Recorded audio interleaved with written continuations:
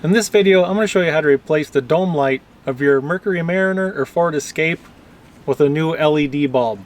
Why do you want an LED bulb? Well, if you ever left your dome light on overnight, your battery's pretty much dead. If you have an LED bulb in there, your car is going to start right up, and it's going to be brighter.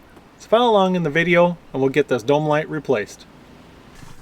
Alright, I've got the dome light on so you can see the nice bright orange color.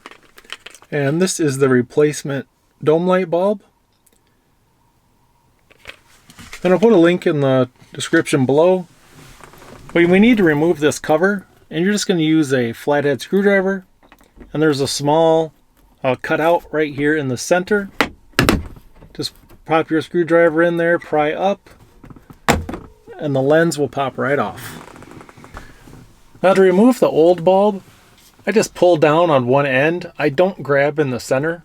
And I always use a latex glove whenever I'm replacing light bulbs so that all the oil from my fingertips get on the new bulbs.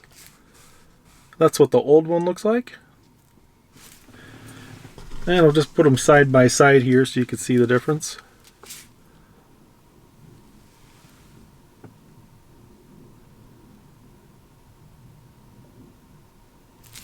And when you install the new LED bulb, you want to make sure that the actual lights are pointed down.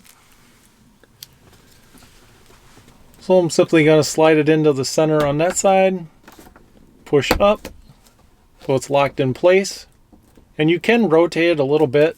You want to make sure the solid white is towards the top of the housing and that the clear side is pointed down.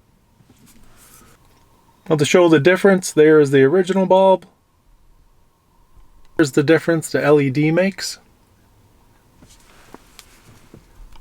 Now to reinstall your dome light cover, you're going to insert the back side first. There's actually a couple notches right along here. You're going to insert those first. Kind of get them pushed in place.